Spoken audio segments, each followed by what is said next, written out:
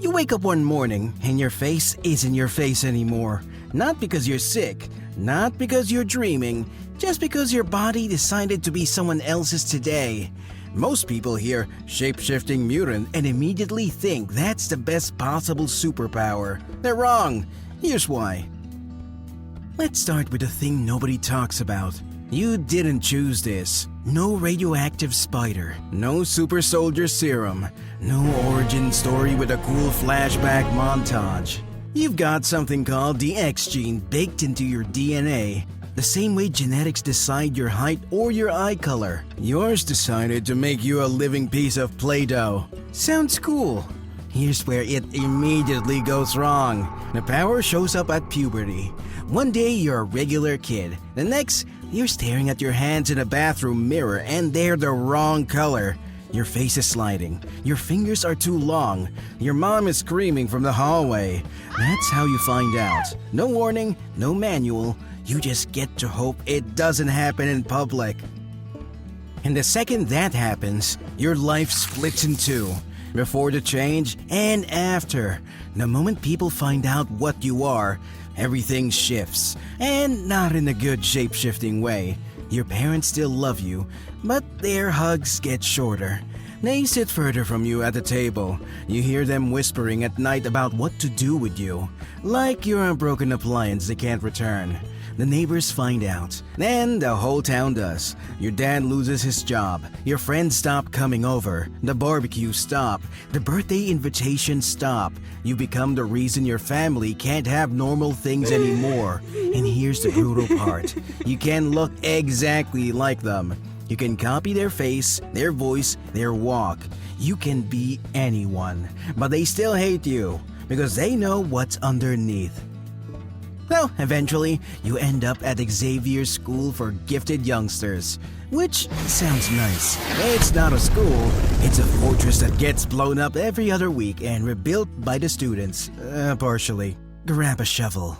Doesn't matter that your power is shape-shifting, mix the cement, but fine, at least you're around people like you, right? Except here's where being a shapeshifter gets genuinely complicated.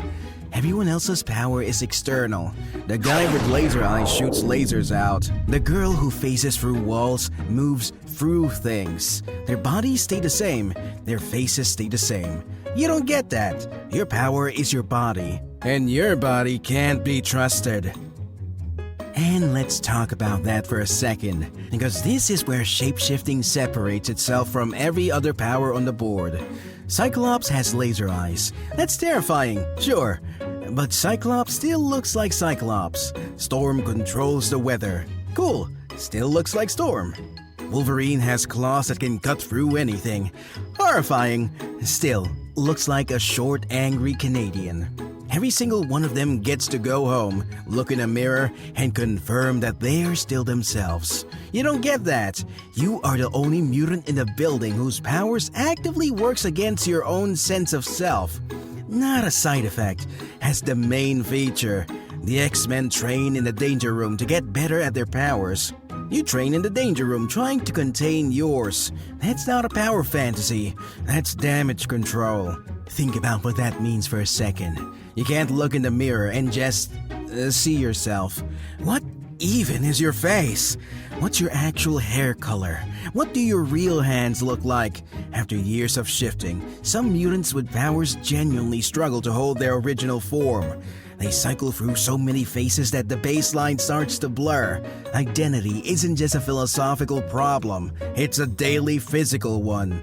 And the people around you notice. Your classmates at Xavier's have a hard time trusting you, not because they're bad people, but because every time they look at you, they're aware that what they're seeing might not be real. You could be copying someone right now and they'd never know. You get left out of conversations, left out of plans. Even among the most accepting group of people on the planet, other mutants, you're the one everyone watches a little too closely.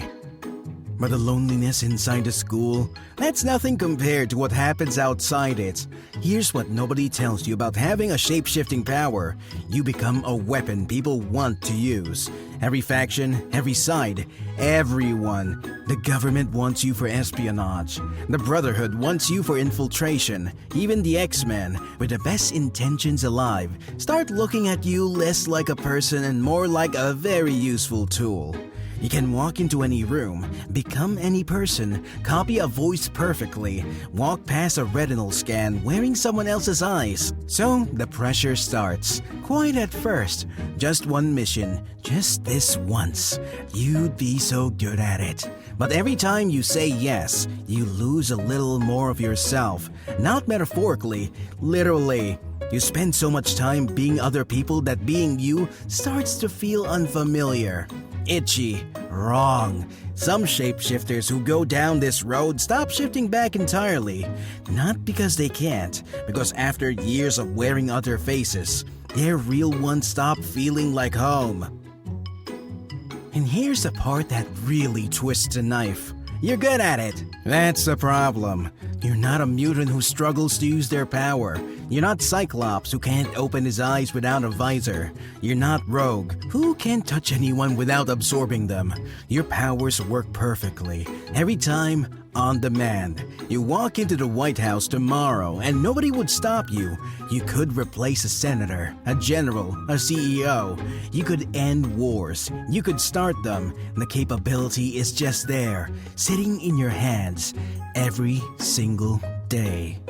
And society knows that, which means society never fully relaxes around you. Because the scariest thing isn't a mutant who might hurt you. It's a mutant who could replace you and you'd never know the difference.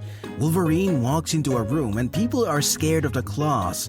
You walk into a room and people are scared of everything.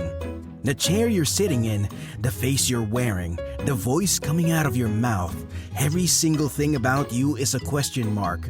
And there's no answer you can give that makes that fear go away. Because the only proof you're not lying is your word. And your power is literally built on lying. And then there's the physical toll nobody thinks about. Your cells are constantly restructuring. Bone density, muscle mass, skin tone, facial structure. All of it in permanent flux. That means your immune system is working overtime all the time, trying to figure out what your baseline biology even is. You age differently. You heal differently. You react to medicine differently. Because half the time, a doctor can figure out what your body is supposed to look like when they're treating it. You get hurt on a mission. You shift to push the wound elsewhere, accelerate the healing. It works, but the repeated restructuring leaves micro damage. Small tears that stack up over years. You look 20, you feel 60. Here's the thing that really gets you though. You can be anyone, your best friend, your enemy, and the person someone loves the most in the world. But you can't make anyone love you. The shifting, unstable, faceless version underneath all of it. Every relationship you try to build has this wall in the middle. The other person is always wondering, even if they never say it, is this real? Are you actually you right now? Or is this just another performance? And eventually, you stop being able to answer that question yourself. So yeah, shapeshifting sounds like the coolest power in the room. You can be anyone, go anywhere, disappear completely, but the cost is that you never fully exist anywhere. You're the most useful person in every fight and the most isolated person in every room. You can copy a face perfectly, but you can't remember your own. You can walk through the most dangerous situation on Earth, but you can't get through a normal Tuesday without wondering who you actually are. And the worst part, the world that hates mutants especially hates the ones it can't see coming. They don't just fear your power, they fear you. Because you could be anyone, including them.